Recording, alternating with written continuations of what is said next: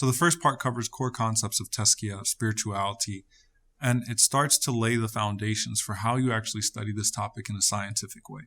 So understanding your relationship with Allah subhanahu wa ta'ala and how it relates to spiritual purification, understanding your relationship with your enemy, understanding your relationship with your environment, understanding your relationship with yourself, understanding your relationship with change and how you can change and what your potential is for change, and how to really customize your Tazkiyah profile in accordance with who you actually are. Then the second part goes into knowledge and the pursuit of knowledge and how to use knowledge to better yourself spiritually. The third part goes into what's known as الملكات, which are the destructive flaws, because Tazkiyah is more about what you don't do than what you do actually do. And then the fourth part focuses on having good habits that can keep the bad habits out.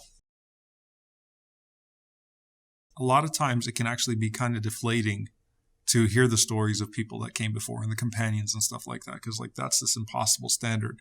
But instead you have to look at their stories and then try to match your personality type in accordance with what story you're reading, and then see how you can apply it in your capacity.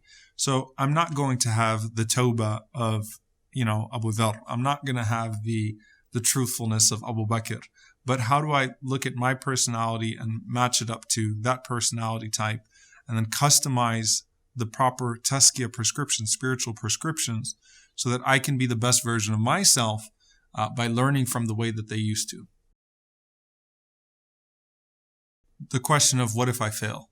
A lot of people are afraid of failure. They're afraid that they're going to get excited, they're going to get this iman boost, and then they're going to try and they're going to fail.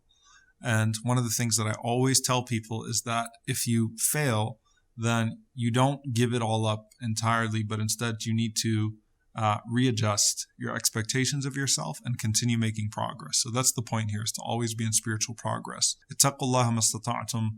Be conscious of Allah, fear Allah as much as you can. So you always want to be in a state of progress. Even if that progress is slower than you would have liked it to be, you always want to be in a state of progress. So progress in regards to good deeds and actual practices is a lot easier to measure.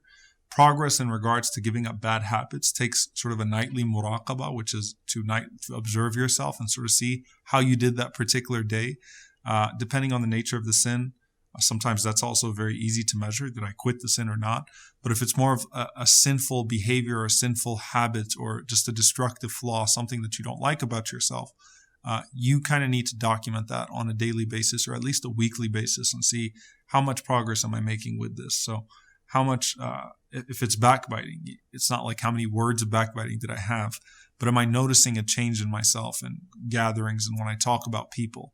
Am I really paying attention to those things? Umar ibn al-Khattab radiallahu anhu said, "Hasibu anfusakum qabla an tuhasabu." Take account of yourself before you are taken account of. So whether that's a personal journey or a personal journal that documents your personal journey, you need to constantly be writing down what your goals are and then evaluating whether or not you're meeting those goals. So I think writing things down, counting your blessings on a daily basis, counting your sins, looking back every single night at there should be a point at every single night where you look back on your day and you say, okay, what did I do that I need to seek forgiveness from Allah for? And then you can really start tracing the patterns. If you're not doing muhasabah, which is to take account of yourself, you're never going to even figure what those patterns are. So if you're not taking account of yourself, you're never going to really figure out what those patterns are. So what's important is for you to pay attention to those patterns and then look for the proper prescriptions and diagnosis on how to deal with that spiritual issue.